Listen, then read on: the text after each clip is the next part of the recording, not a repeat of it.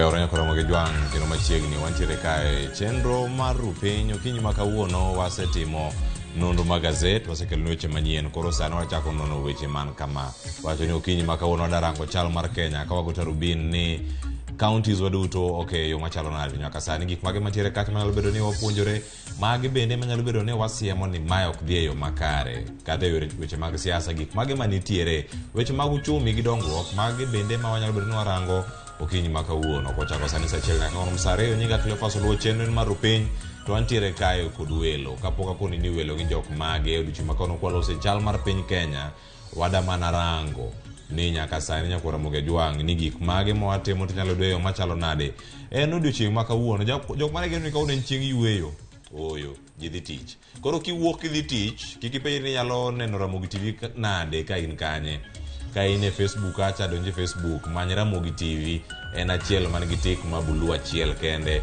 iyude kata te yudo live okinyi ma kawuono ka yudo chenro kendo luo chenro achiel ka achiel kata YouTube bende yudo en Ramogi TV okinyi ma kawuono achako sa 12 nyaka sa 5 mar onyango podang' wan kanyo weche manyien bende yudo man Ramogi TV kanyo e YouTube jo Citizen Digital App yudo kacha idhi e kidieno mar live TV ti yudo wakacha achiel ka achiel Ramogi TV diyo Ramogi TV tineno wa kamora mora ma intiere seche 24 ndalo aberio mag juma duto wantiere kanyo koro kikiwe ma okineno chenro kikibed gi excuse mora ni oyo ni okanya neno Ramogi TV nikech awuotho dawe podi nyalo mana neno akini nyalo yudo wa eyo makare mondo mi watu wako duche makawuono kendo wabed kod ng'eyo ni gik mage matimore nyaka Ramogi Juang antiere ka kod jonon weche mag siasa mabende wadani walosgo ka warango chal mar piny Kenya machiegni sani nyaka sa 2 mar okinyi koro wantiere kae wacho ni ladies first koro kawuono antiere kae gi dakteche ariyo gi dakteche man gi lony mopogore opogore to mokwongo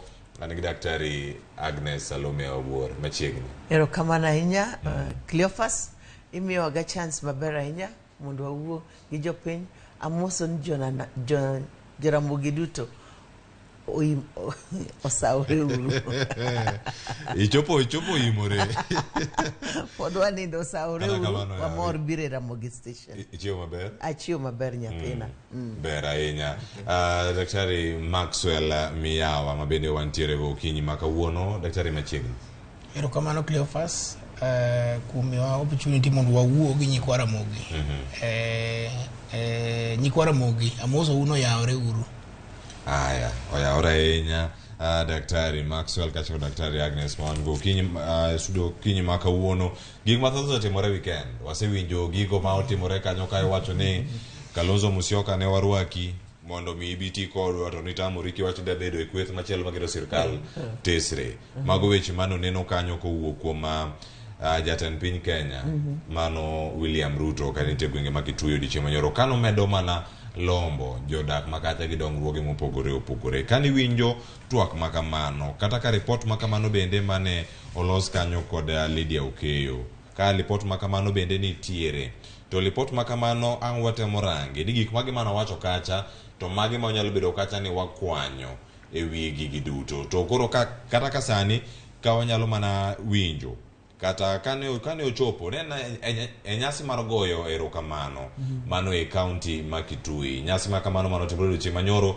notene kod jotelo buora jotelo mane ni kacha ni noting'o governor ma Kitui kachiel kod jal makoro ogwel e lemono mar migao mag tudruok mag pinje maoko mano Alfred Mutua governor machon ma Machakos kachiel kod governors mamoko governor ma Machakos bende ne nitiere kacha Wavinya Ndeti sigana makama olosi kod Lydia Okeyo koro wadani wawinji kapok wawinje ukasewinje ang' waduogo mondo wachak twak okinyi ma kawuono kochako kanyo nyalo winja ne kaka ne chenro chalo mano odiochieng' manyoro Elimbe mare mokwongo kaka jatend piny Kenya marabiche county ma Kitui. Jatend piny Kenya William Ruto riwore nyasi malamo gi jodak e county ma Kitui. William Ruto jiwa chiel ma jotele gero piny Kenya ka bende olieko sondo jatend Wiper Kalonzo Musyoka mondo mi oti kode e piny wacho mare.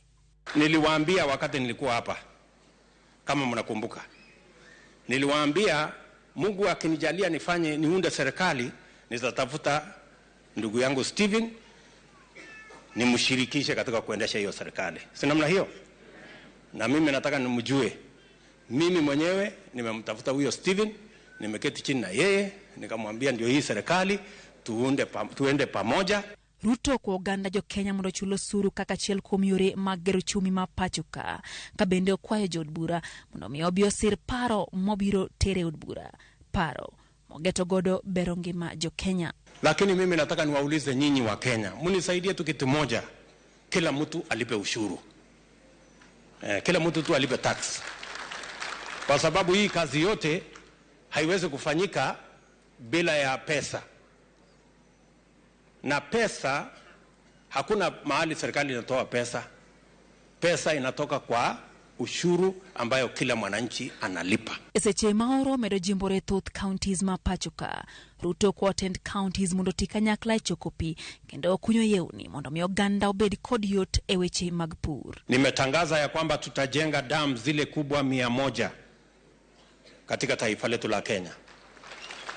Lakini tutajenga zile ndogo nyingi, kwa sababu tunataka harvest water at every level. And I agree with your county governor that we should be able to have sun dams and other dams at every level, ndio tuweze kuhakikisha kwamba wananchi wanapata maji ya matumizi nyumbani, maji ya mifugo na vile vile maji ya irrigation, ndio tuweze kuzalisha chakula. Ruto dokero kamano ne ute lamo kuom keto maine lamo ne piny Kenya. Ahinya te yiero mokalo mowacho ni otimore yor kwe mokalo ka koro kwa kweth makwedo piny owacho mondo ket maine tiyo ne oganda jo Kenya mana kaka piny owacho bende timo.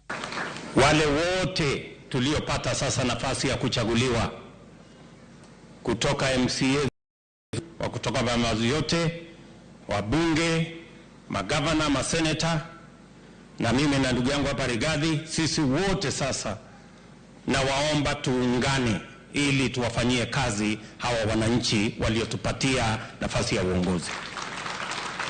Mana kaka no singe kinde mokalo, Ruto singo chiwo omenda midendo ni Hustler Fund chop dwe mar 12 mondo konjo hala mapachuka ka bende osingo bera Piny ma kaunti ma Kitui kendo bera rita kue e gwengego. Tayari tumeuliza wale watu wa Fuliza wapunguze ile interest yao, na wamekubali, wamepunguza by 50%. Na mtaona hivi karibuni wale watu mlikuwa mmezimiwa simu kwa mambo ya CRB, simu zenu zitafunguliwa. Pero wawacho gikanyo, winjo gi wawacho kanyo kotenore kod tiyo kanyakla kod kalon e wechegi. Ikaw gi yo machalo nade achako di Cleophas, Kalonzo ntie Azimio. Kaka wabet sanini, Azimio is opposition. And any government needs a strong opposition. Mondo put the government, this present government, in checks. Kokamano, nobody will tell the king that the king is naked. Koro, adwa kwayo jopiny, ni Ruto is speaking like a politician. Ta adwa kwayo ni time mar campaign oserumo. Onego concentrate kaka ojbo gero government ma strong kaka joge botiyo. Kiko mul wach mar Kalonzo. Kalonzo entie gi independent mind. Kalonzo se embrace opposition. Or say wacho ni opposition will put the present government in checks. Kokamano will be having a one-party system in this country, which was fought for through our second constitution. Makalonzo giremano propel mano wuotho janino gi baba gi Martha Karua giri mondo wabed gi a multi-partyism in Kenya. We cannot kill the opposition because we want a government which brings in everybody. Agon ero kamano Kalonzo kuom tamore. Wach marario, I really appreciate churches. Lakini ado wacho, churches should not be used as a place for making political statements. Da heron bang kanisa ka osegwedhi Ruto do wuok oko mondo wuo gi jopiny. The people he was talking to are very few people. Oluongwa kata Uhuru Park owuok kodwa gik modwa timo nogo duto. Tadwa wacho kano kigero dams 1000 mbele mar Uhuru. Sani kore ka gidwa gere. Thank you very much. Egi Ruto Dr. Maxwell iwinjo kaka uloso en chenro moro ma jal ma osebedo ka otelo ne duon bura no mar Wiper kuom thuolo malach en ogaye ma duon bura mar Wiper tiyo koda William Ruto kendo kane odagi tich makamano nen ranyisi machalo nade nikech wantiere kinde ma waneno ka duond buche mamoko bano piende gi kendo riwore donjo e Kenya Kwanza e gazet makaundo bende kirango nitiere wach maliekore ni duond buche maloso Kenya Kwanza oban piende gi kendo girore gi kanye giyudi mondo gilos duond bura achiel pachien mane kiwinjo kan jatend piny Kenya noloso mokwongo kuom loso mar jatendo piny mar Kenya kore gi weche mag siasa kochako riwore gi weche mag chenro mar sirikal mag gero dam gi gima nyalo wacho mokwongo en ni kane watindo ndalo kano nwaneno ka gigi timore policy mar sirikal ok tim gigi miluongo ni roadside declaration policy mar sirikal ibedo piny tilose kaka chenro maduong' ma ji nyalo neno omiyo kuom gik ma jatend piny wacho gi te gin gik mabeyo kabisa to ok onego wacho gi e kuonde ma ji odhi goye siasa onego bed piny ka en dam projects Ministry of Water come up with a policy paper owach na modha timo kama kaduogo yo mar siasa mar luongo Kalonzo gima jatend piny onego bed ni ong'eyo en ni tiyo kod ng'ato jatelo mar siasa ok en yo mar tayo sirikal nikech gima nyaka ong'e Kenya ka ji bedo gi political party tiyo Kenya Kwanza on the one hand Azimio komachielo kidwa ni mondo iwuog jatelo mara kuma Azimio kata ma Kenya Kwanza sana Azimio nikech magi jotelo madongo moyier tidhi iwuoyo kode koluwore gi structures mar od bura no kore omiyo kanyo mar adek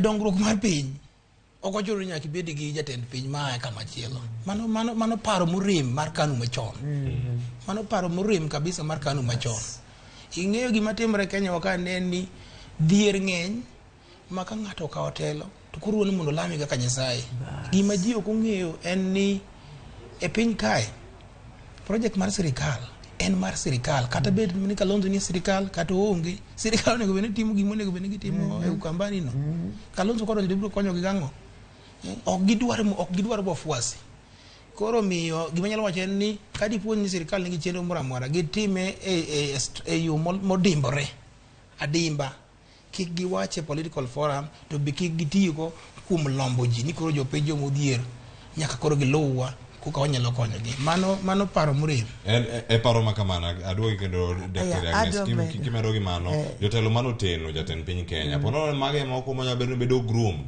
kata iko gi e yo moro mar kawo kar Kalonzo Musyoka e kinde moro amora mabiro sawane no Alfred Mutua gi ni kane ni kata Wavinya Ndeti kachel kod Julius Malombe mane madwa wacho William Ruto kaka neno ka wuoyo cha wuoyo from two sides of the mouth en gi jotend Wavinya ntie kanyo ng'ani ntie kanyo odwa kon jo Wakamba nuwodu otamore mondo ati kode jogi mantie kaegi dwaro ni mondo ati kodgi so separate Kalonzo is like putting a leader on a radar at a wrong time do dhi kucha mowacho ni an sirikal as a form nanyocha miyo wuodu Wallace Mutua kata Mutua no the position he's given to serve Kenya not to serve Kambas positions momi jogiduto cabinet ministry they are not to serve their people they are given to serve the government of Kenya to en ranyisi ni jatend piny oyie kendo obiro kata mondo mi owacho miyo mich moro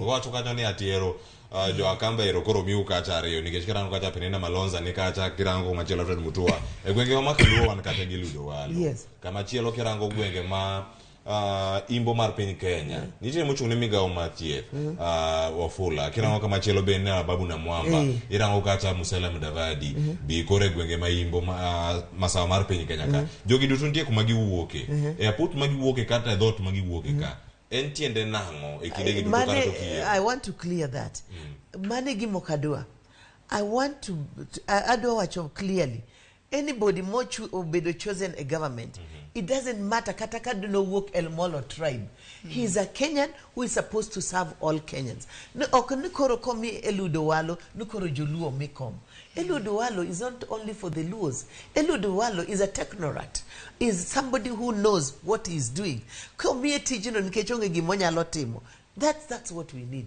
mane siasa madwa golo ko wacho gan siasa bila ukabila that's is actually promoting ukabila. Mwacho nkora mi uwodu kama Alfred Mutua or me common catch Alfred Mutua can do that work or is given to please the Kamba community.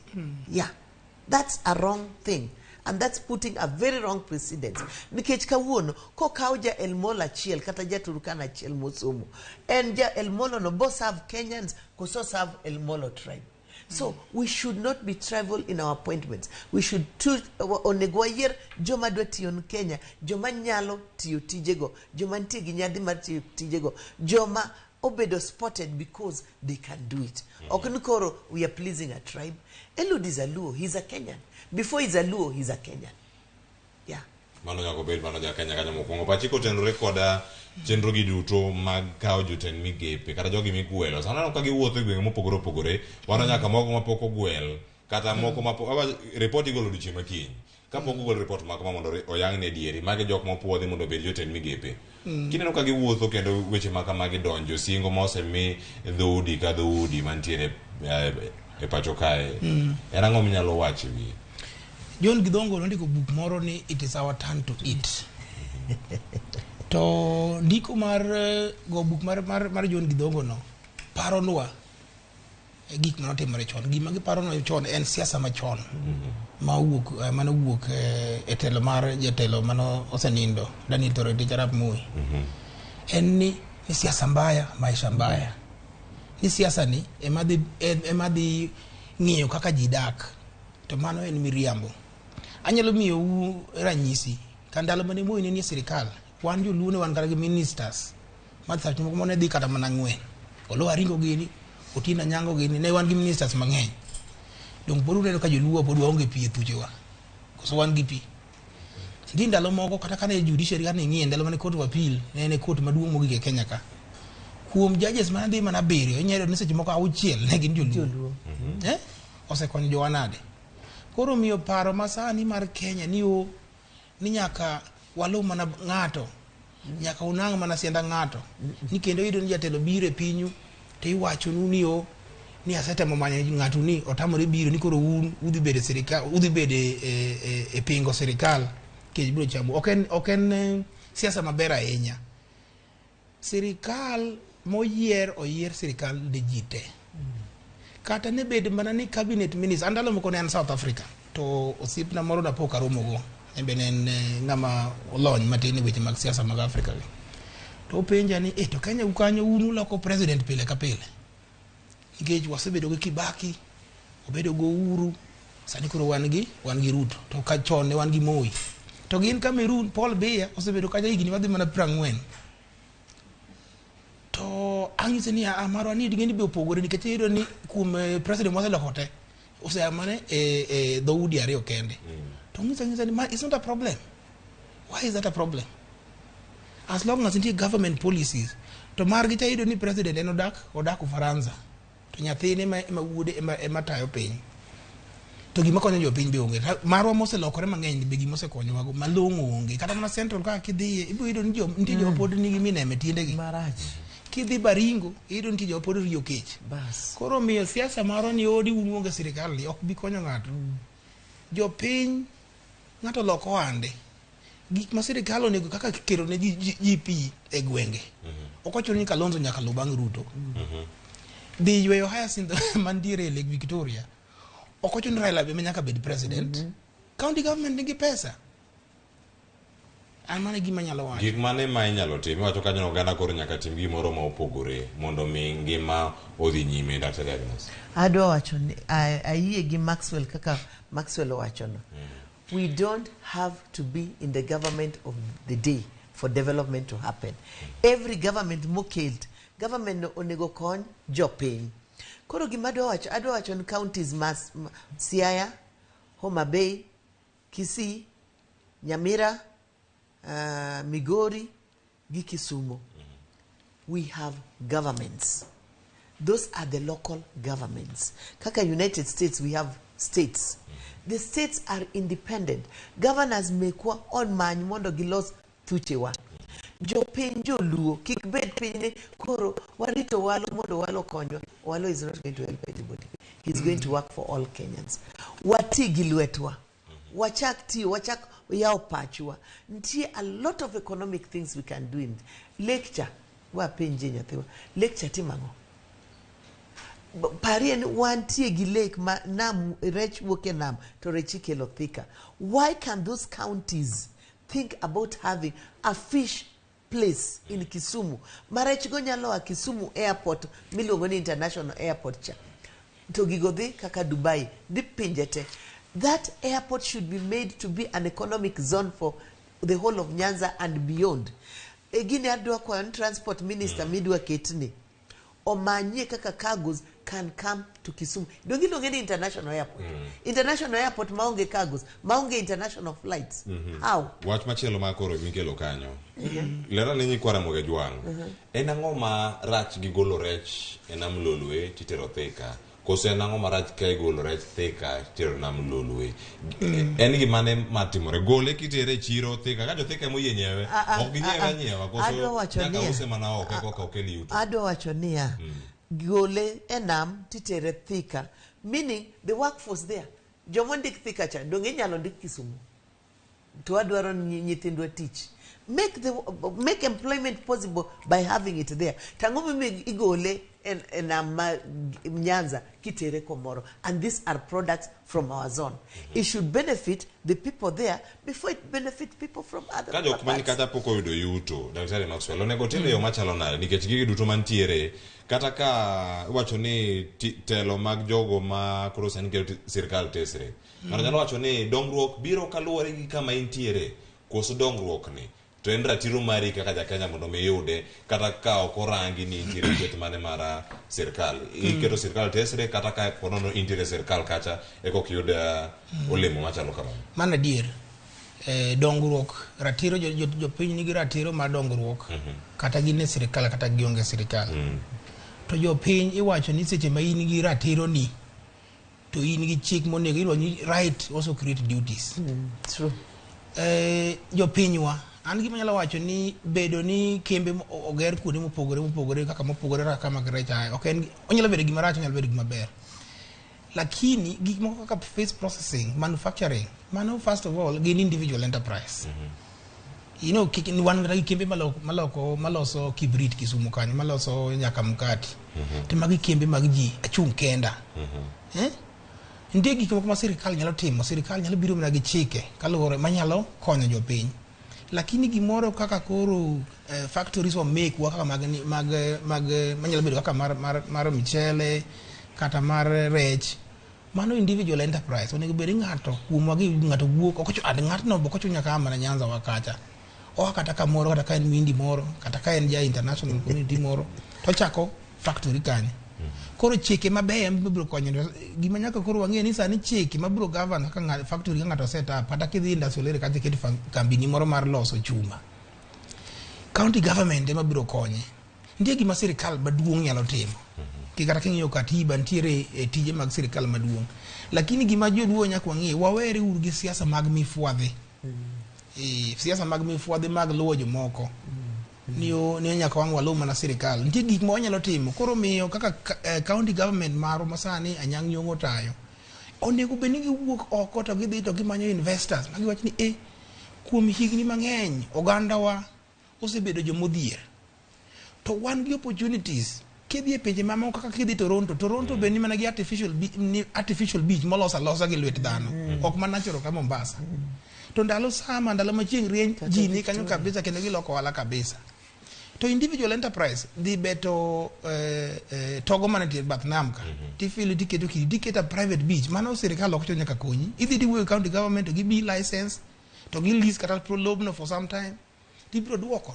Tikrete jopiny tije. Koro miyo wabedo gi paro moro mar mifwadhi. Ni Raila nyaka ka hotelo eka dongruok. Mano paro mrem. Aya, mana kama daktari weyo kanyo Dr. Agnes angwa duoko mondo mi warangi ni weche mage manyalo bedo kata ka warango to kinyi maka wuono kakoro wantiere. Kalonzo Musyoka ogai mar Wiper ne olimo kaunti ma Homa Bay mano chope nyasi kopo mogik mar wuon Peter Opondo Kaluma jodbura Homa Bay town kachiel koda kalimbe mano timo ka intiere Kisumu naneno kacha kochopo nyaka edho wath ma namlolwe kacha kendo rango chenro mopogore opogore. Kata kamano nitie weche maga motenore kod siasa mane olose kachel kod dongruoge mopogore opogore. Wanyalo winjane kaka ne oloso mane kaunti Homa Bay kato wawinj kano olose kaunti ma Kisumu duto mondo watim nonro no kinyi ma kawuono ka warango ni kwethno to koro chomo kanye. Tusife moyo. Tutajaribu kuwakosoa na tukiwakosoa wasione kama kuna shida. Jana tulisema haraka ni ya nini? There is no cabinet in place. Mheshimiwa Rais angeenda akatoa matamshi yake akawashukuru mashujaa, akawashukuru, akisha baadaye hawa ingawaji kuna maajabu. Nilisoma maajabu ndugu Jim today between Linturi na gavana Oiguru. Wanatuambia maajabu.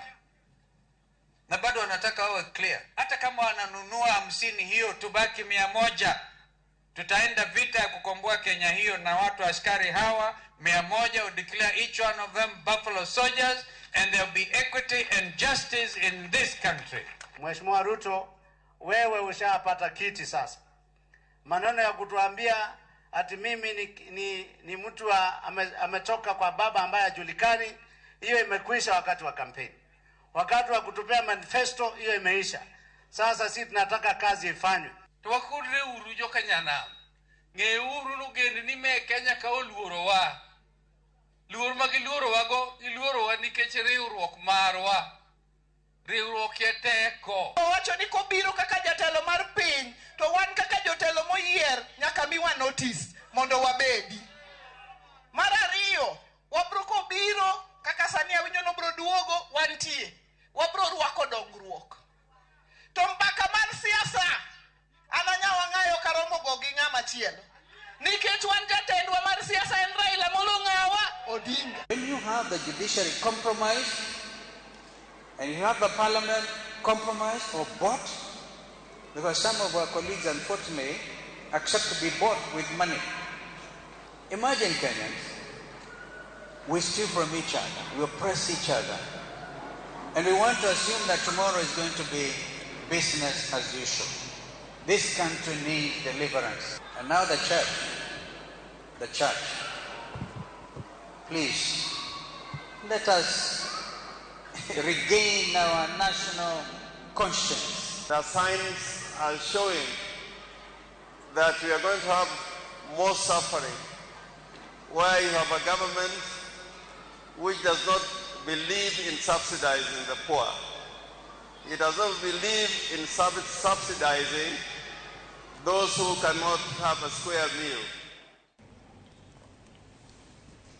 Mano ote mag jotelo buora to kano tele kanyo kod wacho ni nyaka sani kare Odinga onge pachoka jal madong kata ka nyabedo ni loso lo Azimio Kalonzo Musyoka ne ntiere kar kacha kendo kano chope e iko mara Aluma mano won Peter Kaluma account Homa Bay kato chonya ka account ma Kisumu wawijo kata kano ndiko genge manyanza gigo mano wacho jotelo moko be ntiere kacha en kwayo mondo piny owacho kendo kata gima otemo kwayo en ni chal ka gima piny owacho masani ndi gigo ma ok orangi kendo monyalo wacho kacha na dieri wabed kawa miyo pek wacho nengo marangi manego bene idwoko piny mane gisingo bang' ndalo manok pok timore nyaka sani weche maka magi gisechako mana tich mar kedo sirkal tesre koso nego mi sirkal thuolo moro matin mondo mi gitime tije moko ariyo adek mondo koka wachaka Cleophas kamano adwa wacho ni 100 days mane gi promise wa pok orumo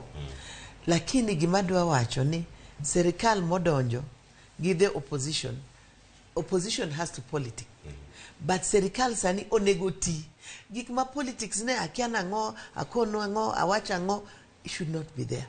They should leave the opposition to do their work, which is to keep the government of the day in checks. Koro gima onego gitim giwachne mama mboga ema dwa penjo ingena penjo ga jopiny na wicho ni mama mboga e cabinet isenene mama mboga kata chiel mama mboga mantie gi over 200 million onge ngat mantie gi less than 200 million iseneno boda rider muketi e cabinet. So those were political things. Gima Ruto nego ngen sani ni he is the president.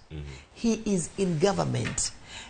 Kochio gokinyo nego penjeren, what am I doing for Kenyans that is different, that I promised? When Kochio gokinyo kon Rigathi olor dhoge, Rigathi ko wacho gimoro achiel, 1 million Kenyans are away. Let them concentrate on fulfilling to what they promise. Wanjiko, Otieno, Kalonzo, Mutua, and all those other names. Giwere gi Kalonzo, giwere gi Raila. Adwa kweronia. Nuach mar dragging the name of Raila kila mahali. Bewa. Let leaders who are also elected in Nyanza concentrate on delivering for the people who have chosen them. Giwe politics. Makege kanyo kama duogo Daktari Agnes Salome Wuoro. Dani moro da winji dala kacha. Totema enya mondo mi owinji. Awinjo kanyo wacho ni kizungu mingi. Kama duogo ang'injne matoto mondo mi owinji ni dongruok ma county manaka ma Daktari Agnes ochope kacha Daktari Maxwell. Lero neni owinjo kaka Gladys Wanga loso to bende gino ma wawinjo ka wawacho ni notice ni nyaka chiu. Very true. Ni koro ka jatend piny biro bi kata kaka jatend piny to chiu notice. Gima kamagi woni bede timore counties mamoko. Kusuja jatend piny ko biro to bire ne jite. Governors mamaka lube no economic gi governors gi jatend piny Kenya masani. Maduong' manyalo wacho kuom wachno ang'eyo ni siasa ng'eno opogore. Nitie siasa mar jopiny mane kor gweng', to nitie siasa mar be elitist. Ng'eni nyaka goye e yo mopogore. Ang'eyo ni Gladys Wanga en jasiasa. Koro we awiyo go siasa ne. But kang'iye hie e yo maler en ni joluo wase go sirikal kuom higni mang'eny. To seche moko go sirikal bi samoro ng'ini ok kony. To be tiyo gi sirikal kaka ng'ato kaka governor, ing'eni en nyako ti gi sirikal nikech ing'eni pesa amalo ka donjone. Ma ko onge gi networks e national government, tibedo samoro pesa uleo gik matoto dok nyal konyore. Nikech ing'eni devolution onego beni wan ting moro in cooperation and interdependence. Okocho ni koro wan wachunga kendo, wan koro wan opposition. Gima nyalo kwayo jotend jo Nyanza en ni sirikal koro ok en ni e lwet jomoko. Wa bedu gi kanyakla e sirikal. Kata bedo ni jotendwa ni e opposition. Nikech ng'eni jopiny to onge opposition, jotelo ema ni e opposition. Koro kik watim uru gimoro nyadhi, kata chaya, kata sungruok, kata timbe moko mang'iso ni wan joka gina duiwa, wan waonge wasigu. Tayo sirikal onge wasigu, sirikal onego bed ni konyo ji te. Onge tiende kaka ng'ato kaka president kabiro ni nyaka chiw notice. Of course timore, ng'eni gino to timore ga, en ama wawacho adiera, seche ma president dhi kamoro DC giri ng'eyo, onge kaka governor nya bedo moko ng'eyo. To ng'ama jatelo maduong' ok onego bed ni kwa jotelo matindo, ni yo abiro kanyo, be ok ochuno governor be nyaka bed kanyo, nikech governor samoro no odhi kata Amerika, kata odhi Ingereza, kata odhi county machielo, governor be nigi tijege. To gima Wanga temo wacho en ni pod wan gi siasa moro ni nyaka walu ng'ato e kinyalo yieri. Mane gima temo ng'ato, ma ka ng'ato mwaluwo choko wacho ni kiny ibed kanyo to gibi bedo. Aparo ni mana siasa marach, ng'ato kaka moyiere kaka governor en kama nigi wiye maringo kende owuon. Mar konyo jopiny. Koro miyo gimoro ni koro ni orwa. Ni koko orwa to kwadhi. Aparo ni ma ok en siasa mabiro miyo wadongruok, kendo en siasa mabiro bedo wadhir ko for long kuom ndalo mang'eny. To kawachi ni nyaka walu sirikal ni ka jomifwadhi. Mano gimo ka wacho. Wano kujeluo wano ok okwech ka nyaka ne piny cha. Ero winjo kanyo. Daktari Agnes kako wache kanyo. Keto sirikal tesre. Wacho ni nyaka iti gi sirikal e koka bi gini bi. To bende en adieri ni jopinywa osego piny owacho e thuolo malach. Kinde ochopo ma koro nyaka giti gi sirikal. Adwa correct mano. Jopinyo ok go sirikal. Joluo wacho adier. Adwira no nyalo bed very painful kaka wawache ng'eno wan wawache ga kaka wacho chuth ber gi receipt mineno ni ugo sirikal mano koro sirikal nyalo neno ni wagogi lakini waketo sirikal lera doko bed joluo e piny ni dikoro gin one gi one party system ma kila ng'ato wacho ni yes sir if the king and naked nyakikone ni induk mane ma joluo sebegatimo lakini adwa be yie gi Wanga if kata I'm a board chair for Jola Girls. Kadhi Jola Girls, I have to call the principal and say, I'm coming. To en adiera ni serikal ka president pokobiro, the person who is the head of any county is the governor. Nyaka joma ntie state house nyaka kon governor, the president will be coming. Koro governor nyalo wacho ni abobet ka onge kaka Maxwell wacho kata abobet ka yie antie, because the county government is a government in itself. It's a state in itself. County Makisumu is a state in itself, which has to be respected. Koro wacho ni watiyo gi government, the government has to work for us. Government nyaka wanjo Kenya duto, we all pay taxes. Kose joluo okchulga taxes pili. Koro wacho ne kwatiyo gi government okbimiwa pesa, mano is not the correct thing. You should not penalize somebody because the person does not agree with you. Nikech ko penalize Gladys Wanga. Gladys Wanga is not the only governor and the only person in Homa Bay. Gladys Wanga and governor running how many people in Homa Bay? Thousands of human beings. Koro gimakwayo niya ni waluor sirikal. Let's give the respect that is due to the government of the day. Lakini the government of the day oknyal mi thungo ngutwa ni nyaka we have to adore them. No. We have to do the right thing. Haya ni kora mwege juang koro nyaka sani kono wani yudo wa yu machalo nadi kineni osegalona dakika 30 koda birio mano tok sa achiel mar okinyi wadhi kanyo koro musaria mwatieko twak makama to kapok warango moko bende matimore alwora mag gwenge wa Manyanza. Waranga ne ote mosebedo kata kuoro ni gin mage ka ikono wani yudo wa e yo machalo nade. Linda min Avril bende neno wa e yo moro makare oneno waka entiere Kisaku Suba South erokamana ahinya.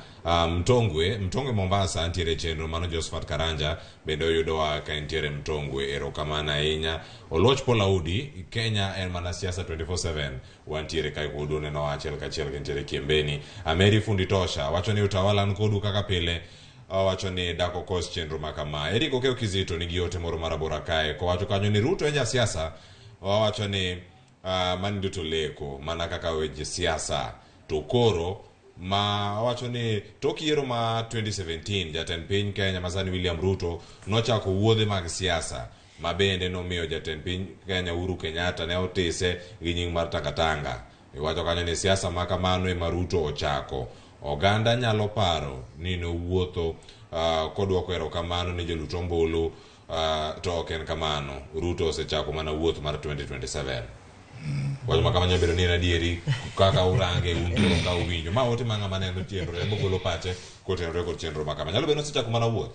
Dr. Maxwell osechakore achaka 2027 osechakore achaka umiyo ni wada ka Zad Baba be osechako ringo owacho ni wanonura ne nonro mancho gi jiro mancho temore ni oseketo komiti aput moro matin madhi ng'iyo gima mancho temore.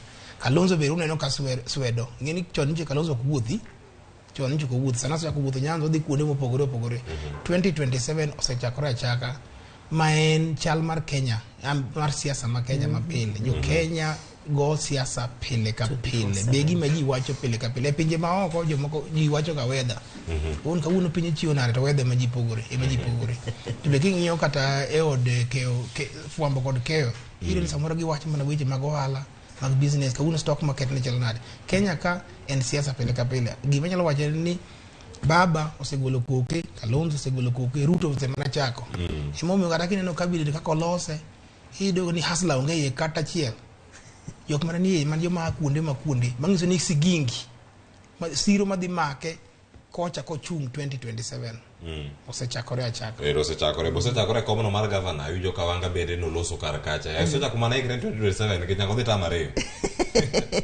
Baba mane mosebet ginene mara kwayo mara ni bentie chieng moro ma jo siasa mar Kenya boling'e magi wache development instead of siasa kaka Ruto timoni obodhi kila mahali gima apenjo ga jopiny ni pile gigisi timoga mana i kanisa okoluonge hustlers mama mboga ka mondo kon mama mboga ni bei mar mogo poko dhi piny nikech kama bei mar mafuta manyocho kono ni bobet mafuta inyalo punguza gi siling achiel. Koro sani oketwa ni nyaka wachul taxes. Dongeno kon hustlers ne onge bichulo kata loan gin interest. Yocha winjo kiwacho ni onge pesa manono ubo chulo loan gi interest. Koro gima otimo sani ayie gi Maxwell kaka Maxwell wacho en siasa. Kata wanga kacha kineno ka godhog it is lakini sani koro akwayo jo Kenya ni giyawi wengegi. wane leaders manyalo miyowa gimoro. Nikech kata jakom be need leaders who can make a difference in Nyanza. Yeah. Gigi duto matimore okinyi ma kawuono en adieri ni ka ji chulo osuru ma ichulo ni wacho ni en kujitegemea. Yes. E kinde ma ichulo osuru to ma bengi moro monego bed ni opuonjo oganda wa. Kaunti mo be nyocha nochako chenro mag choko osuru. Gichoko kata mondo mi giyud dongruoge mopogore opogore. En gino mago tek. Osuru machielo michulo machielo ni bende oganda onego bed ni chulo gi. Kama nyalo bedo ni iwacho ni to jatend piny Kenya ne wacho ang'o Asla Fund ka. Asla Fund ka koro wacho ni kama en omenda momiyi onego bed ni duoke macharo. Wacho kanyo no omenda manono ka omiyi ge timo wala tibedo mana kisebedo gi riwruok moro eko kiyud thuolo mar yude. Kama chielo kanyo bende ote pod medo mana donjo.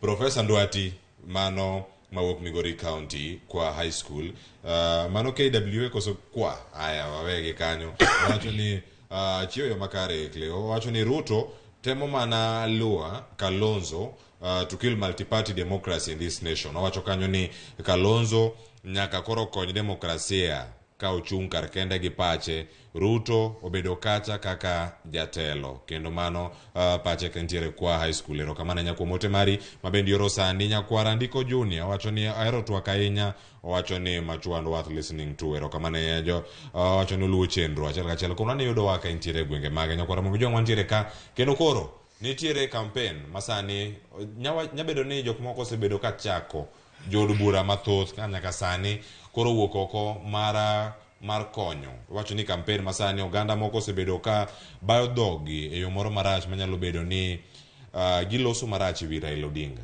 Wasewinjo ywak ka wuok kuom jatelo mopogore opogore.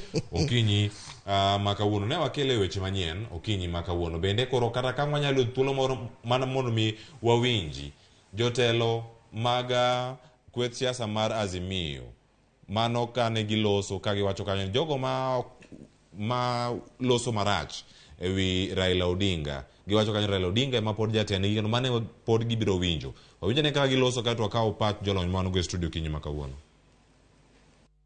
Omiyo chunywa to lit ndi to waweuru chako wuoyo magalagala kaka wawuoyo cha ka Zambia nyoyude bang' ndalo 7 wato kore kwachope 4 ni to waywak ka waywaguru to waywe pi wang'wa. And we shall not apologize also for our political choices. Our political leader remains Raila Amolo. Gimwawinjo wane mwang'eyo. Ng'eni jok moko ntie miluongo ni jok hie. Gin ka ji dhi kata ne lweny. To ging'iyo mani tang'o mana dhi yudo. Eneno ng'iyo mani kacha nitie ring'o moro midhi gidene kanyo. Midhi chut kanyo.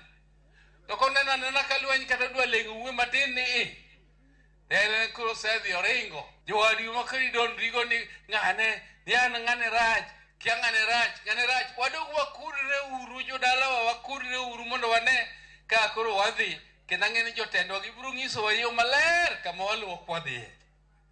To wakudre uru joka nyanam. Ng'e uru no gend ni me Kenya ka oluoro wa. Luor ma giluoro wago, giluoro wa nikech riwruok marwa. Riwruok ye teko. Raila osekonyowa. Gladys Wanga nigi billion koro sani Omabei. Nyong'o nigi billions. Ochilo nigi billions Migori. Orengo nigi billions Kisumu. Siaya. Wadwaro ni governors wagi wajumbe otim gimiluongo ni value addition gi products ma wan go mondo jogo oyud kama ginyalo resore ka girito mabiro no. Wadwaro ni rech kik water Thika. Walos processing factory moriwo Migori, Omabei gi Kisumu mondo nyithindwa ondiki to jolupo oyud pesa. Remember that a fellow colleague is in the county. We do not want anything, none, other than service delivery. Politics is behind, development is forward. We don't want jokes, correct checks and balances, and we want. Ero, wache kanyo, wacho ni politics behind, dongruok ahead. Wache kanyo, waywagi, watieki, dongruok nyaka dhi nyime. Gima giwinjo, magi jotele maloso. Lit magiwinjo, gene maging'eyo. Iwinjo weche maka magi ka wuok kuom jotelo. Kendo nyaka sani jatend gin mana achiel. Raila Odinga. Gino mineno nyaka sanda Dr. Maxwell Miawa ka nyalo chako kodi weche makamagi wuok kuom jotelo mane oyier kendo lit pod nitie chunywa kendo nitie oganda ma pod osiwuok oko ka giwacho kanyo ni nyaka Kenya dhi nyime, dongruok nyaka bi, bayo dhok, tiyo gi weche maricho ka oganda yanyo jotelo mane oreme yiero mokalo. To ahinya mano nyalo bedo Raila Odinga yiero no mar laro kom no matin piny Kenya. Kuom mago ma jotelo gi wacho inyalo medemo. Joluo wacho ni kata nyathi nyuol to tho. To kinyuol nyathi to tho, to ok ochuno ni ok ibiro nyathi machielo. Inyalo yudo moko, kendo inyalo kata yudo rude. Koro miyo jopinywa ang'eyo ni wan gi lit, kendo lit ni chuny ji mang'eny. To lit mane chuny ji mang'eny ka jopiny nyaka ng'e ni ok gin e chuny joluo kende. Gima ji ok ong'eyo ni Raila ok en jotend joluo kende. Raila sani nyaluo ne jadung sani en jotelo mar jopiny duto. Kendo coach Raila mang'eny ncho wuok Kisii, ncho wuok Coast, ncho wuok kamoro amora ka nchi ng'iyo map. Koro ka wan joluo, wan ema koro wabaki die odwa. Wan ema koro wabaki die odwa. To wan mwadwa ni mondo meli onim gi e yot ka. To meli ni oting'o oganda mopogore opogore. Oting'o ji kidienje ka kidienje. Manyiso ni ok wadhi maber ahinya. E pinje mamoko ok ochuno ni jaluo nyaka bed president nikech oganda nyaka bed gi jatendgi. Kata mana jo Israel nigi jatendgi. To kendo nokawo gi higni 40 mondo ne giyud lony kod uhuru. Magi wuok kuom wasigu. Koro wan manyoro ma marwa nyochako higa ma 92 ne. Ang'o momiyo wan gi chuny magore? Obeduru mos nikech kata ma jadung Raila no embe ncho sewacho embe en dana embe en mana gi ndalo ne kata ka chieng' onge to ko ichuno ni kana ok okawo sirikal ni koro wadware wadhi kani ire jatelo mware wadhi ire sirikal kata udonjo nango done kata ka jo West donjo gi Mudavadi to gi Wetangula unu donjo gi wiu nono or maonge ng'at matayo ing'eyo ni kata muma wacho ni kidwa pogo rombe tirodho diere kama to gi skata gikere kama seche ma gikere tiyo kod gi yot kendo tiyo kod gi ka wasumbini bing'eni yot to seche ma giriwore to en mijingo ma pogo gi bende tek. Koro miyo kik wabed uru gi chuny maluor ni koro wan koro chunywa gore ni koro nokwayudo telo. Hapana, seche ma wategno ni be momiyo jatelo machon niche okawo lwete moungo ne Raila Amolo Odinga. Kech ong'iyo tegno mar Raila to gi jopiny maluwe. Jopiny pod luwowa. Koro kik wabed uru gi wich, kik wami jomoko wich kuot. Jogo madiro weche mok ni kare. Yes. Mano hot topic. Cleophas, adwa wacho ni Raila Amolo Odinga noko chung kamoro mokwayo ji ni mondo lose kingpin. Raila Amolo Odinga noko chung kamoro mokwayo ji ni mondo luonge ni baba. Raila Amolo Odinga ntie gi following in the 47 counties. Koro Raila Odinga ok en kingpin mar joluo kende. Raila is a national leader. To pari wich kuot ma wantiego ka national leader igoe odgi. Maji koro chikoro jienyo. Adwa penjo ni joma yanyo Raila sani gi. Dine giyudo kombe mane gidwarogi. Dikoro giyenyo. Donge dikoro giwacho ndio baba. Kata Ruto miwacho ni. Ruto donge no insist 6 piece. Motimore Rift Valley. Majo moko dong. Kalonzo maiwacho ni. Kalonzo insisted on 6 piece. Motimore Ukambani. Ang'o momiyo wakambe ok go Kalonzo. Every person, kata kineno elephants kok jikusanya. Elephants, there is always a leader. Elephant iluongo na ongi dholuo. Liech.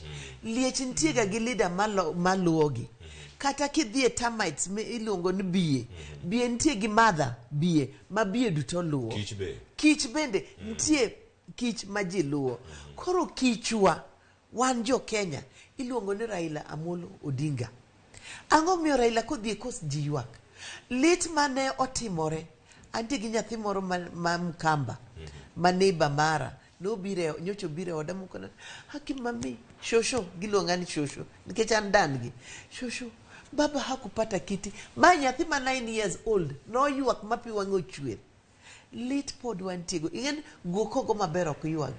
gini nogo wa marach baba e gino kwa yuag to lit ma wantiere no kik ng'ato chak golo kidonda no nikoro yanyo baba ben mana dhano obe winjo lit family ne be winjo lit to se konyo jo Kenya.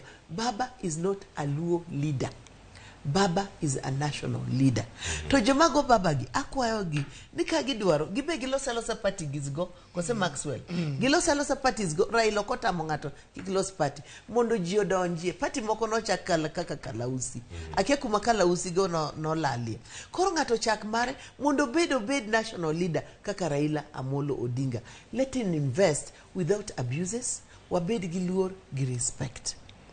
Nyakora Mogejwang bedo gi luore kinde giduto kata ka oganda ni kanyo kod weche ma opogore. Sani koro wadarango kama chilo ka watieko dakika odong' mana boro to watieko to okinyi ma kawuono kinde ma wadarango ni midhiero mokwako piny Kenya nyaka sani en mane ka warango weche go mag oro ma nyaka sani okwako counties moyo 23 counties 29 duto ka irango gi odong' mana counties manok kende ma pod oro ma kama pok ochope. Kirango counties molora lora ma Nairobi ka kech ma kama nitie. Juma mokalo Nyakora Mogejwang ne wawinjo jodak e county ma Kiambu, Gatundu North. Kech nitiere kacha. Magi oganda ma pok ong'iyo gi kwayo chiemo. Pok ging'iyo gi chiemo moro ma ikelo kaka chiemb kony. Okinyi ma kawuono wadarangane ni bende counties oikore yo makare. Nitie romo madhi timore e piny no mara Misri mano dwe manyien. Romo ma kamae ka dhi chako timore gima duong' mag dhi temo rango. Kiwacho kanyo en ma kelo pinje mopogore gi jodito. Irango gini ere kaka idhi time mondo mi dongruok obi kaluwore koda lokruok mar kor lwasi masani koro kwako pinje mopogore. Ta inya pinyo mar Kenya counties buora nitiere koda weche makama. Piny Kenya osebedo gi chenro mar chwalo chiemb kony ne jogi ma ohinyore. To sani koro winjane kaka jatelo mar Wiper Kalonzo Musyoka loso kotenore kaka piny Kenya osebedo ka kedo mondo weche mag kedo gi oro odhi e yo moro makare. This regime already seems to be insensitive to the suffering of our people.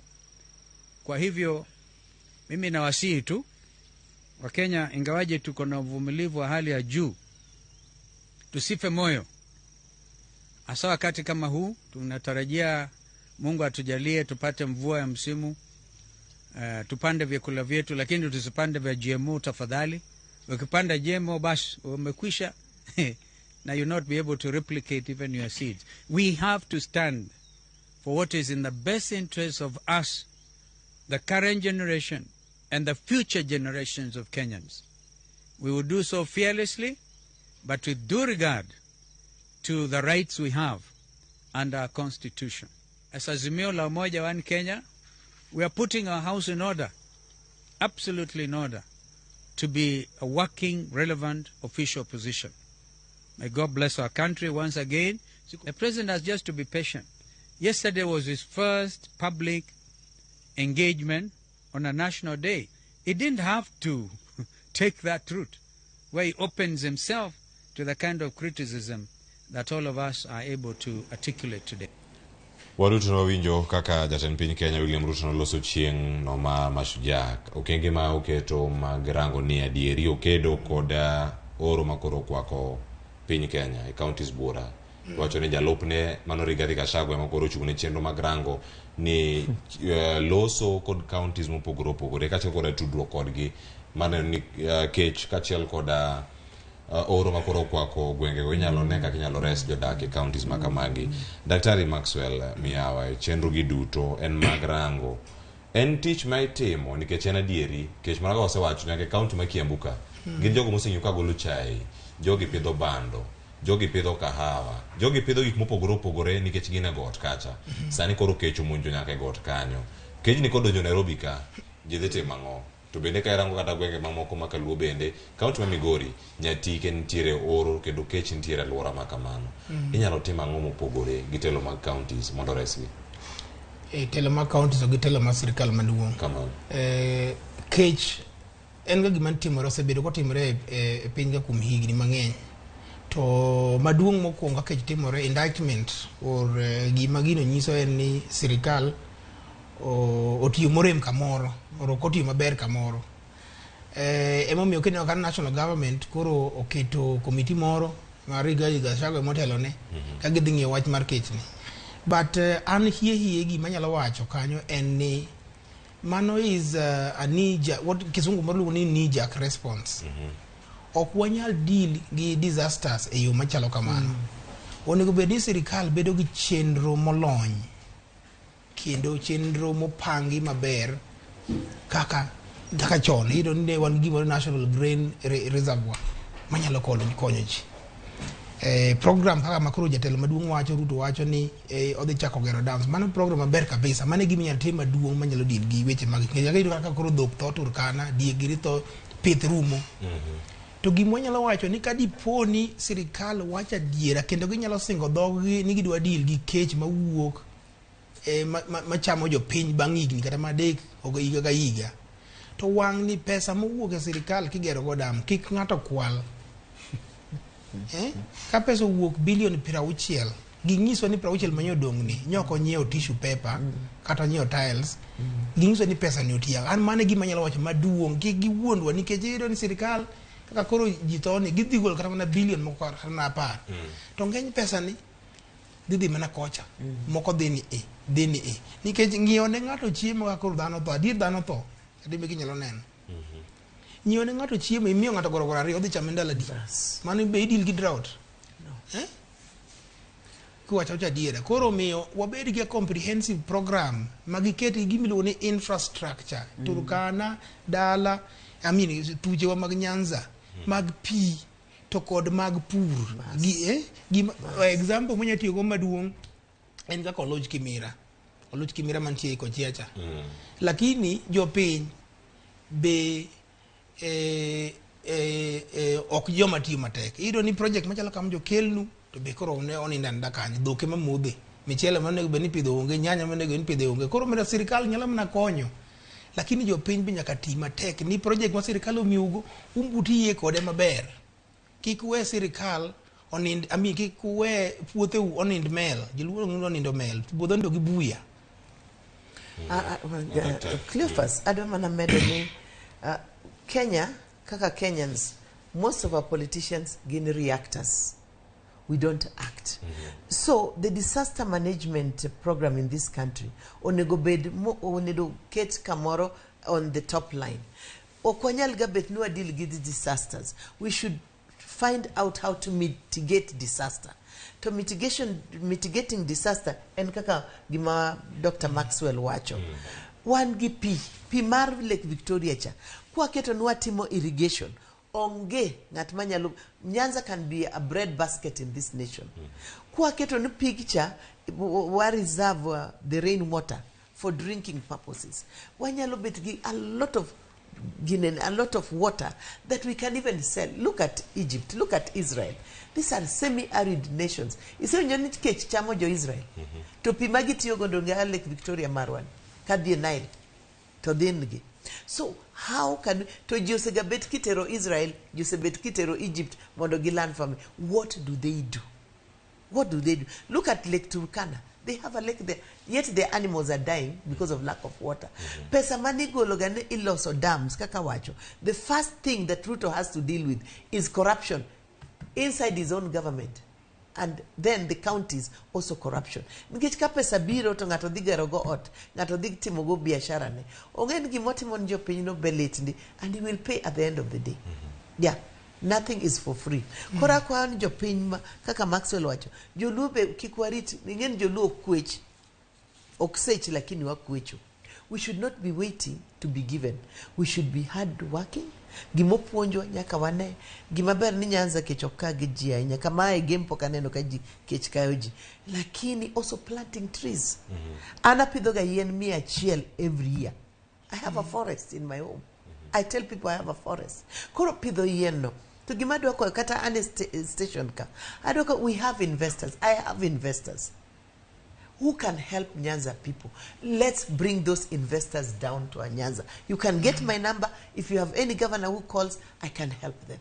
So that we help our people. Erokamano. En dongruok monego bed ni wabedo go kinde giduto sari osekalo gi dakika achiel odono tiek twak okinyi ma kawuono to ka watieko twak ka oyiena mondo mi ko mana pacho mogik e wach mokoro dabedo ko warango ka en chal mar piny Kenya. Koro ka wawuok e twak ma wan go sani mane koro warango kanyo kedo kod oro to wapenjo bende ka geno nitiere. Koro sani ka warango chal mar piny Kenya medna mana mae wach mari mogik. Lwenje mag udi Kiambu ntiere piny mar dweche mok tine dweche 2 mokalo ringre ji 17 osewito ngimagi e kaunti ma Kiambu. Lwenje mag udi inyalo ked kodgi yo machalo nade in kaka okil magi moko ma uradogo ere kaka inyalo ked kodgi kaka inyalo tiek gi mondo oganda odag e moro makare ka gitiyo kod jogo mantiere alwora gi wach mari mogik mana mapiyo piyo e boda dakika achiel waduto mondo mi watieki. Atako daktari Maxwell Miao. Wachno to kalony go malongo en mana nyalo wacho ji odag gi kwe ka nitiere pogruok moro e udi to ulosa losa jodongo nitie sirikal be nitie chik be nitie koro gimoro ni ng'ato nego chuore ng'ato nego chiege to en gima ber ahinya koro kata wadgi mane gima nyalo wacho yor machal kamano ok ambene gi lony lakini kwe e udi ma ji odak ber moloyo ywagruok kod mudo lak. Erokamano wacho ndak lawo ywach adieri koso tingadi wach mari mogik karaka. Gima dwa kwayo gik matimore Kiambu gi en man koro Kiambu bedo highlighted. Gima dwa kwayo jomodak gipenjre gima ne gichako dak gino. Ne gichako dak nikech mwandu ma giyudo kose ne gichako dak nikech hera. And that is a very important factor. Thank you. Erokamano daktari Agnes Salome Awuor kaachiel kod daktari Maxwell Miao kuom thuolo matoko okinyi makore Ramogi TV jogo duto mane ochopo ka mondo mi watwagi wagonu erokamano duto. Chenro mabiro kendo sani mano koromo kanyo koro sari osechopo kendo koro wantiere kod kae. Thomas bende koro rango wa kanyo ote ne ochopo Reverence Samuel Ojiayo ote mari ochopo kako wacho ni Asla billionaires timbre nade koda cabinet mekwa mantiere e pacho kae. Agoni erokamano ahinya kwa Ramogi jwangu thuolo matoko koda nyinga Cleophas Luoche thuolo ni duto sebedo kodi twak mabiro Victor Otieno maka juma nitiere ka. Koro kikidi mabor ma en Ramogi TV channel mar piny koro ka watieko sani mabiro kaka wanene donjo ikete mana ka medido kinde duto kago ni oriti masani yang waduogo kendo saa 4 gi cheno mar mbaka romo ka Yesu duorang ne kodwa ka koro kikidi mabor oriti masani.